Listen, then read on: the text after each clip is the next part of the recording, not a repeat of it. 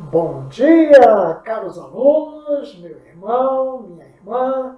Bom dia, meu amigo, minha amiga que participa conosco desta aula da Escola Dominical da Igreja Presbiteriana de Tomás Coelho.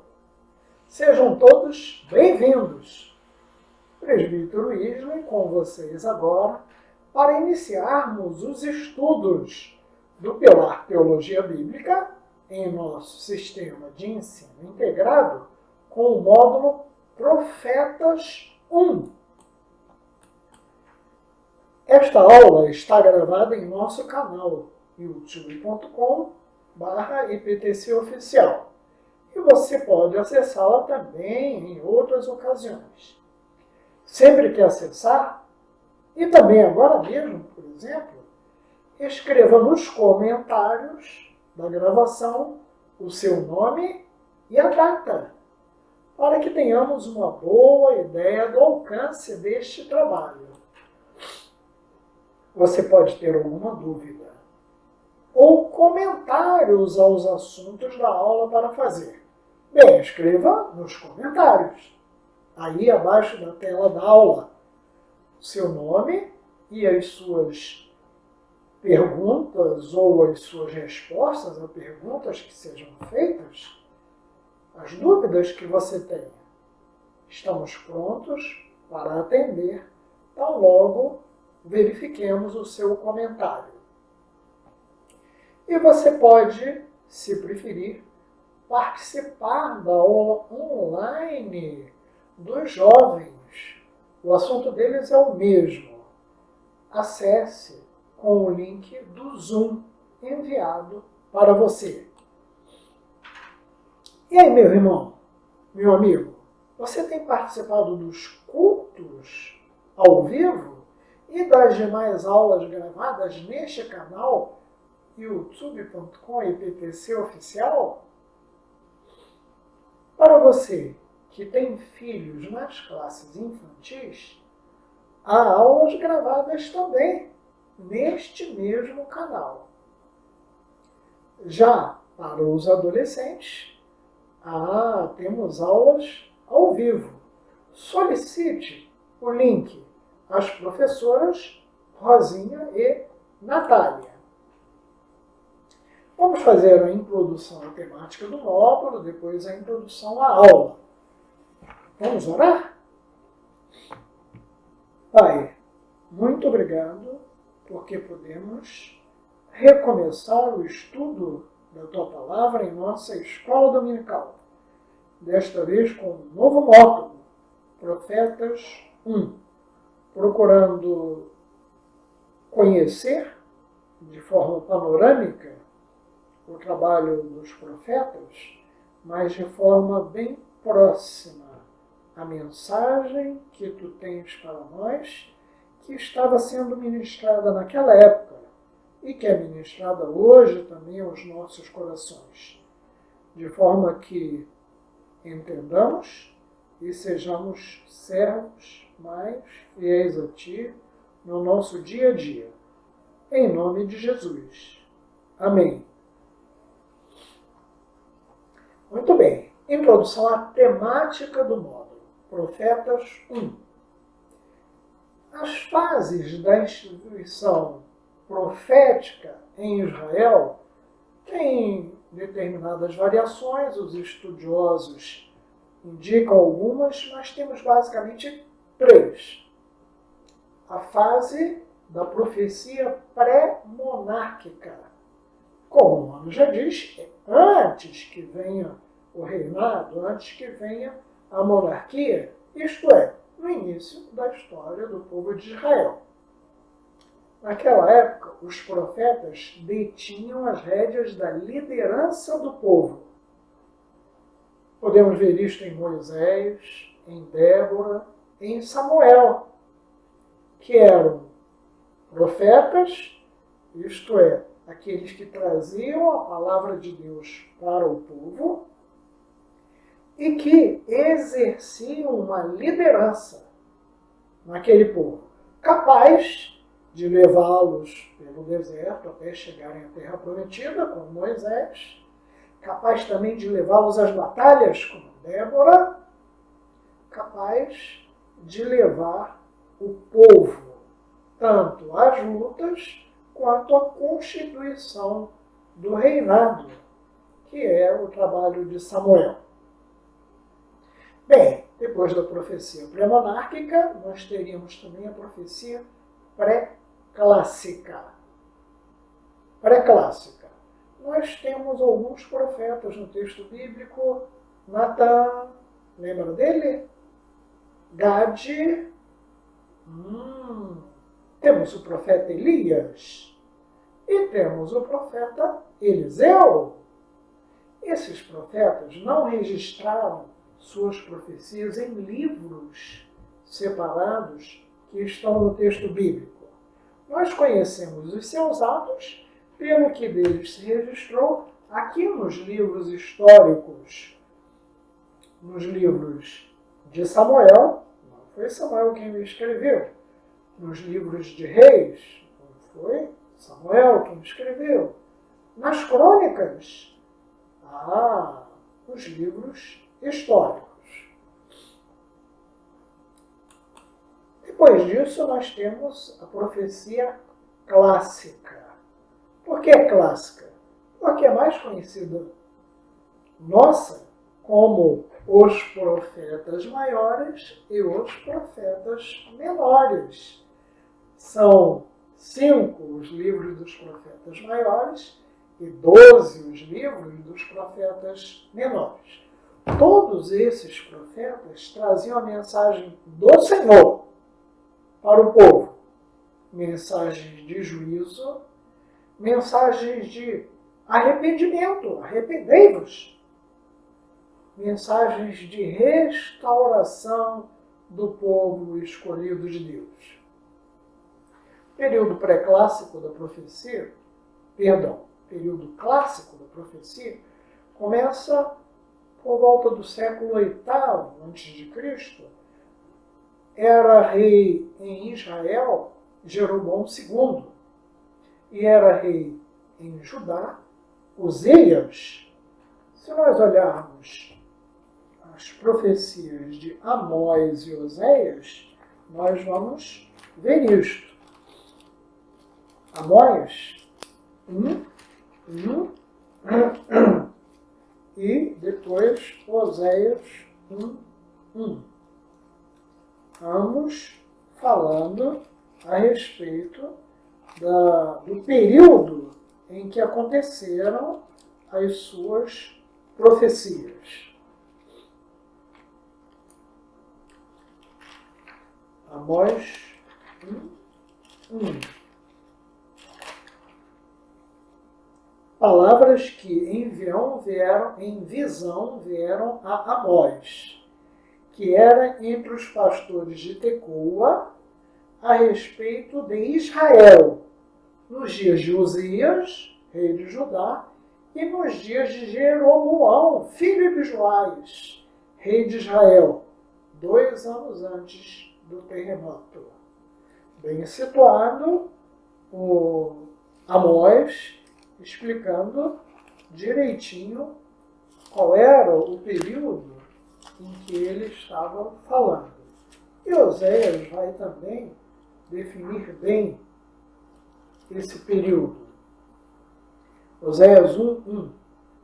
Palavra do Senhor que foi dirigida a Oséias, filho de Beeri, nos dias de Uzias, Jotão, Acais e Ezequias, reis de Judá, e nos dias de Jeroboão, filho de Joás, rei de Israel. Interessante que os profetas poderiam exercer a sua atividade profética durante um ou mais reinados, dependendo do período desses reis e do seu período de vida também. Embora tenhamos falado aqui a respeito de Uzias, rei de Judá, Miqueias e Isaías é que foram os primeiros profetas conhecidos no Reino do Sul, Judá. Então nós vamos ver isso lá em Miqueias 1:1 e Isaías 1:1. Miqueias 1:1. Palavra do Senhor, que em visão veio a Miqueias, morastita, nos dias de Jotão, Acais e Ezequias, reis de Judá, sobre Samaria e Jerusalém. Então Miqueias foi contemporâneo de Oséias. Mas vamos ver o que diz Isaías, também capítulo 1, versículo 1.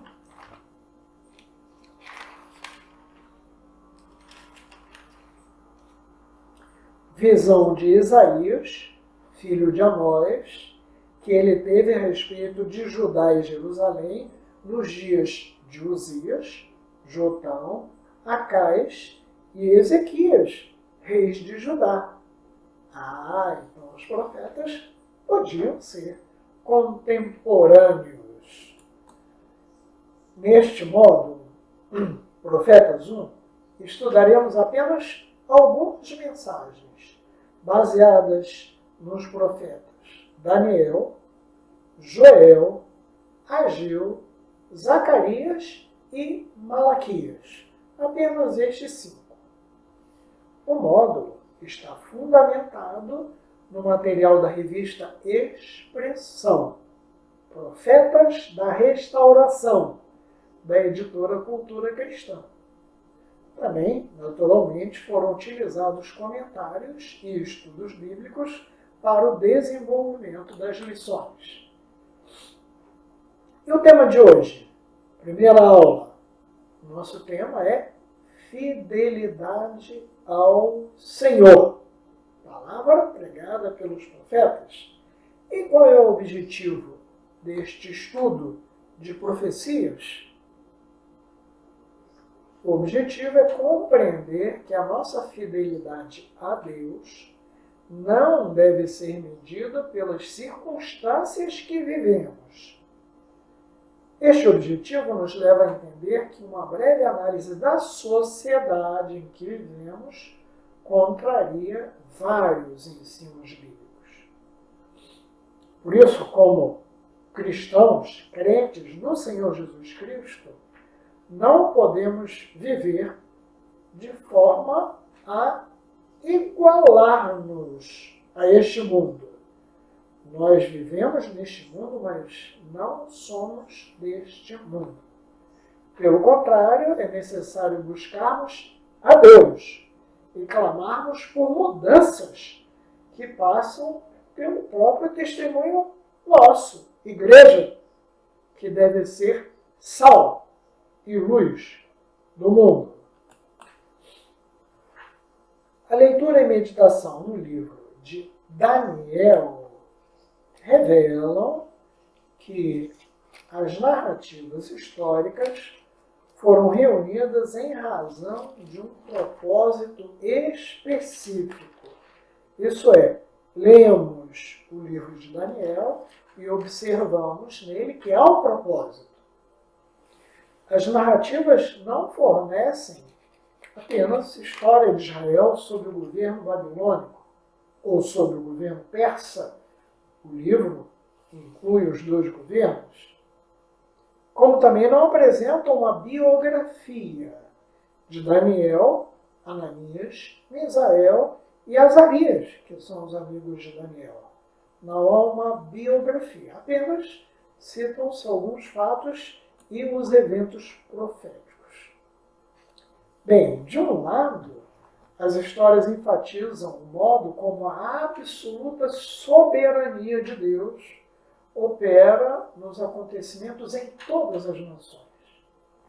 Naquela época, Jerusalém estava destruída. O templo em ruínas. O povo estava no exílio. Parte ali com Daniel.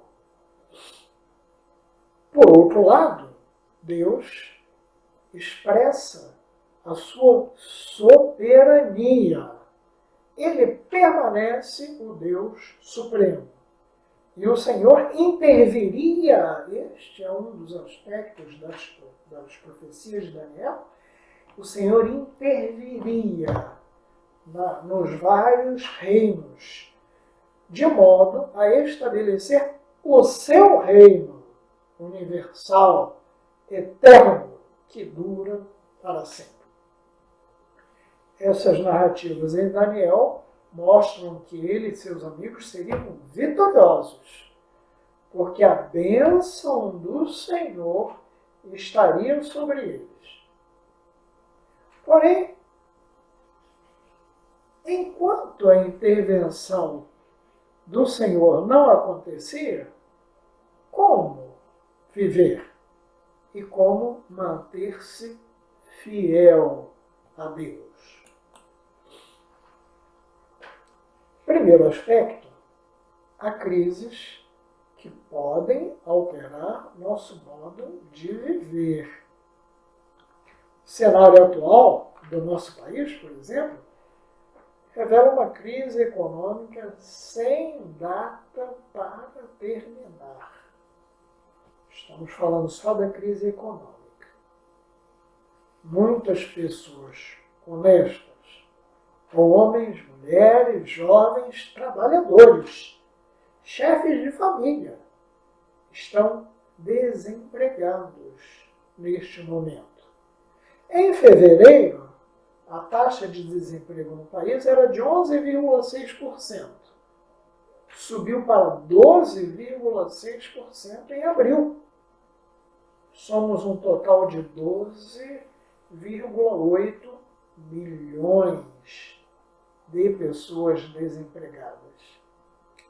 Esta situação foi agravada, assim, pela pandemia do coronavírus, que é outra crise em nosso país. Agora veja, sem dinheiro, muita gente está sem dinheiro. Sem condições de cuidar da saúde, da família, de honrar compromissos. Muitos querem trabalhar como autônomos. Alguns conseguem, outros não. Agora, imagine um chefe de família que sempre foi honesto. Um pai, uma mãe, que hoje não conseguem comprar comida para seus filhos. Se aparecesse a oportunidade de resolver esse problema financeiro, mas ele ou ela tivessem que agir com desonestidade e infidelidade, o que aconteceria? E se você estivesse nessa posição hoje? Pense nas consequências de dizer não e continuar com as dívidas e passando por enormes privações. Pense nas consequências de dizer sim, eu topo, e resolver seu problema financeiro. Existe um ditado comum que diz que a ocasião faz o ladrão. Na verdade, não é a ocasião que faz o ladrão. Ela apenas revela o ladrão. A tendência daqueles que são infiéis é se adequar à situação ou ao contexto e permitir que as situações externas interfiram em suas decisões e caráter. E falem mais alto que os princípios revelados nas Escrituras. Venhamos o texto de Daniel, capítulo 1, versículos 1 a 21.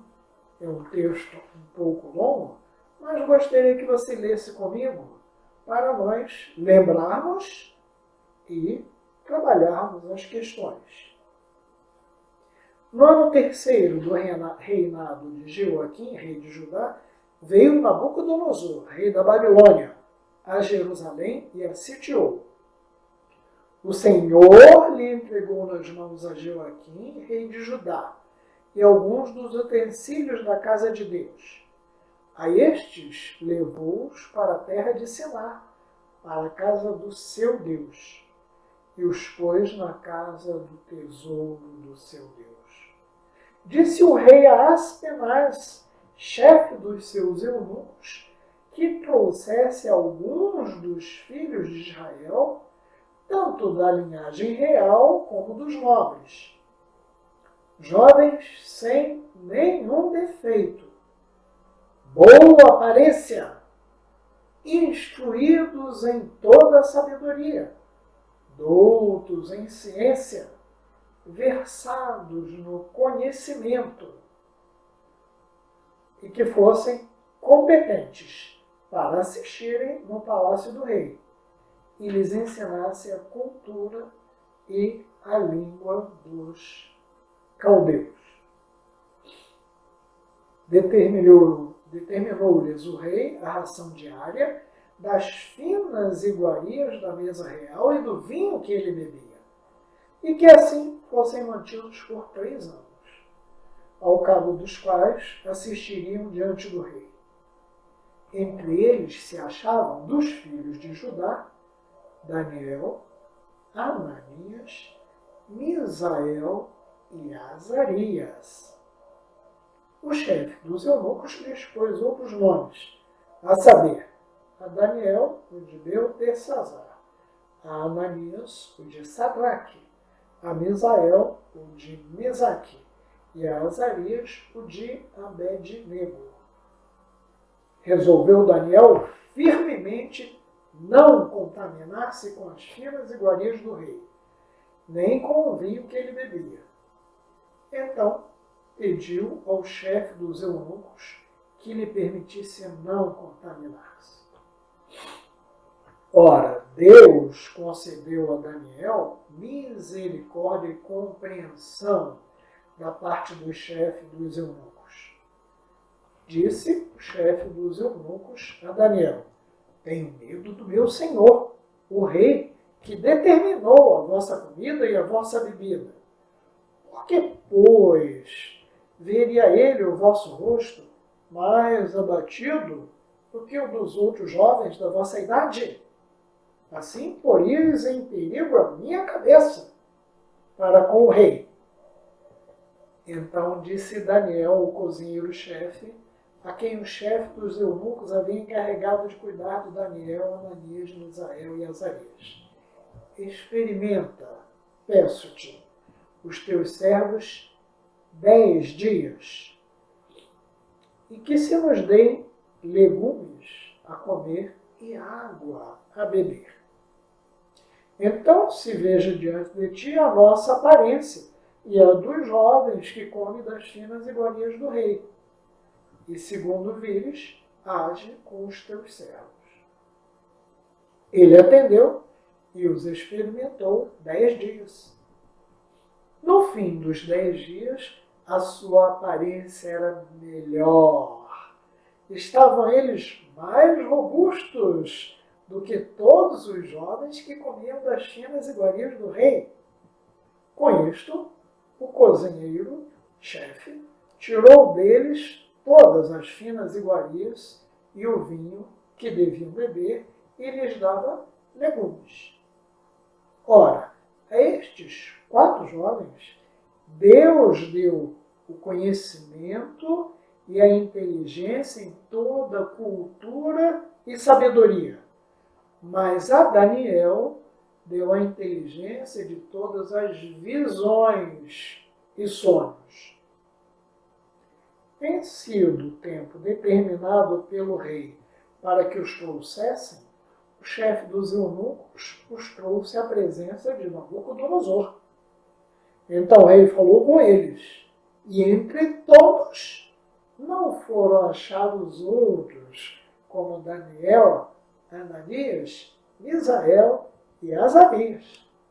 Por isso, passaram a assistir diante do rei. em toda a matéria de sabedoria e de inteligência, sobre que o rei lhes fez perguntas, os achou 10 vezes mais doutos do que todos os magos e encantadores que havia em todo o seu reino. Daniel continuou até o primeiro ano do rei Ciro. Podemos perceber no texto que há várias tentações para que Daniel e seus amigos fossem fiéis a Deus. Veja só, o texto fala que o Senhor soberano entregou Judá nas mãos de Nabucodonosor. E aí eles carregaram muita coisa e muita gente. E levaram jovens, sem nenhum defeito, de boa aparência, instruídos em toda a sabedoria, doutos em ciência, versados no conhecimento. Esses jovens é que o rei exigiu que fossem treinados para servirem no palácio. Bem, então, Daniel e seus amigos já estavam num grupo seleto. Escaparam do sofrimento maior daquele exílio e de escravatura. Continuavam exilados e escravizados. Porém, numa situação melhor. Estavam num treinamento. A proposta é que lhes fosse ensinado, já que tem tanto conhecimento, ensinado mais a cultura e a língua dos caldeus, para que pudessem comunicar-se naquele contexto. Bem, então, esses jovens já foram separados. Será que eles pensaram que isso não era de Deus? Vamos ver. O rei determinou que eles comessem da sua mesa, daquilo que ele comia, e bebessem do seu vinho. Acontece uma coisa interessante. Para explicar, vou mostrar os nomes. Os nomes deles foram mudados de Daniel para Beltesazar, Ananias para Sadraque, Misael, Mesaque, Azarias, Abednego. Os nomes em Judá, não necessariamente todos, mas muitos, tinham contexto de agradecimento ao Senhor, de pedido ao Senhor, nome relacionado a Deus. Nos outros países funcionava assim também, só que em relação aos seus deuses. Então, quando se falava ali Beltesazar, parece assim, que Bel proteja a sua vida. E quem é Bel? É Deus? Não. É o Deus deles, o que eles pensam que é Deus. Sadraque, mandamento de Acu, que é o Deus Lua dos Sumérios. Olha, eles estão pensando na sua religião quando trocam os nomes daqueles judeus. Abednego é servo de Nebo. Nebo é uma divindade babilônica.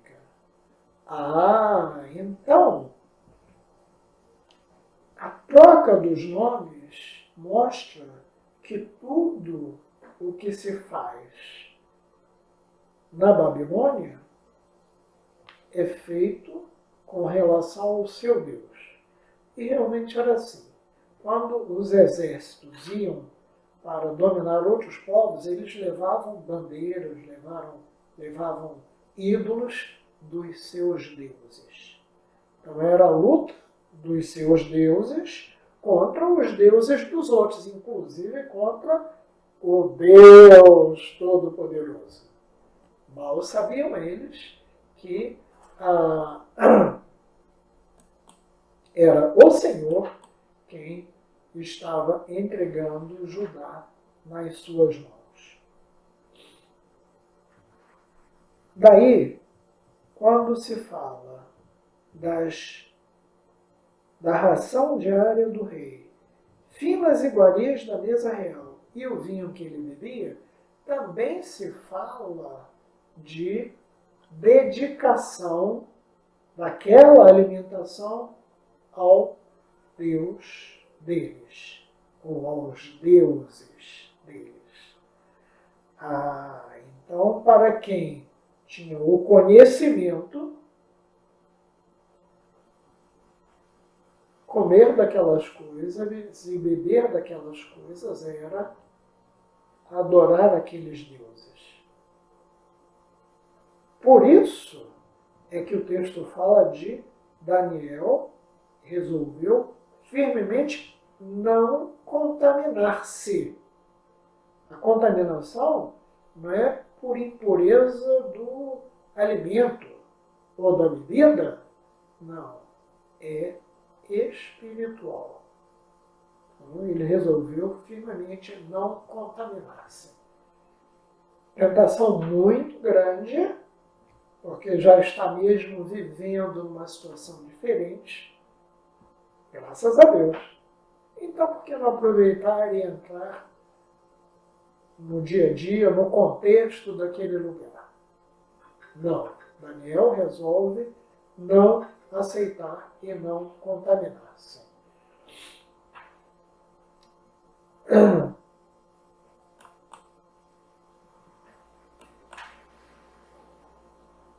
Daniel está convicto, está disposto, que não quer se contaminar, nem com os alimentos, nem com a cultura proposta, porque estão associados.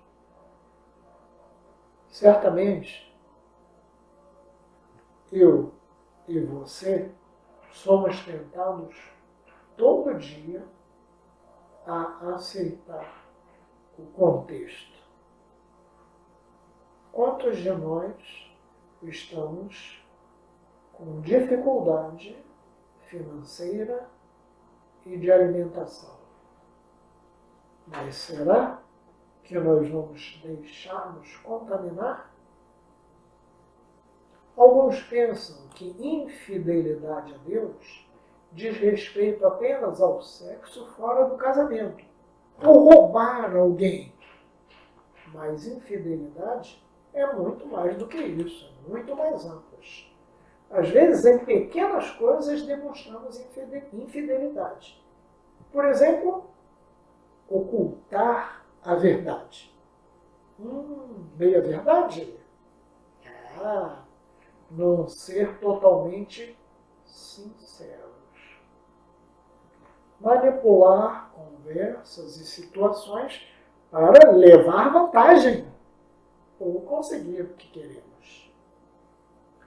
Fazer as coisas com o intuito de sermos vistos como importantes. Talvez isto seja usurpar a glória de Deus. São apenas alguns exemplos pequeninos de situações que podem revelar um coração infiel. Muito bem. Diante do mundo que vivemos, que nos convida a sermos infiéis em tudo, nossa resposta deveria ser exatamente como a de Daniel: não contaminarmos.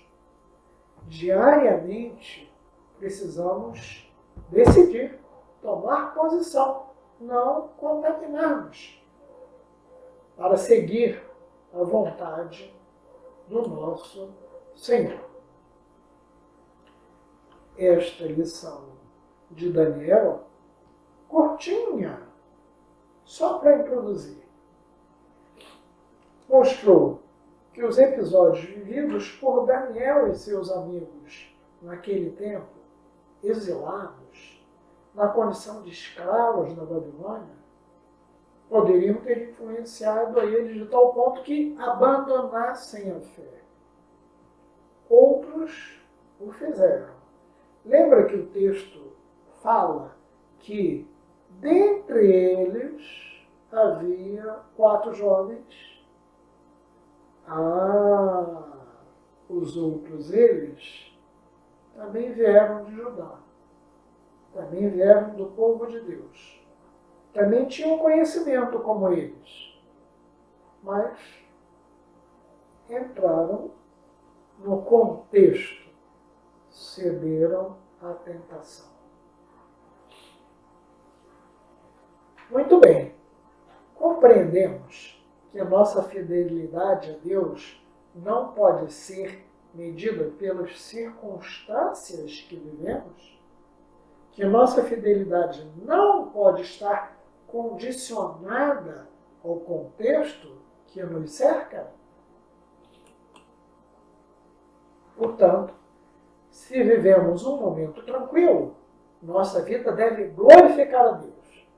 Mas se a situação é difícil, e há lutas e perseguições, independente do que seja, devemos manter a fidelidade ao Senhor em todo o tempo. Não esqueça, como estudamos no módulo passado, que para isto nós contamos com o auxílio do Espírito Santo. Para fazer um pequeno exercício de apoio e fixação, faça uma avaliação da sua própria vida. Reflita. Suas atitudes estão demonstrando a sua fidelidade a Deus em todo o tempo? E que o Senhor o abençoe na busca da fidelidade ao Senhor. Em nome de Jesus. Amém.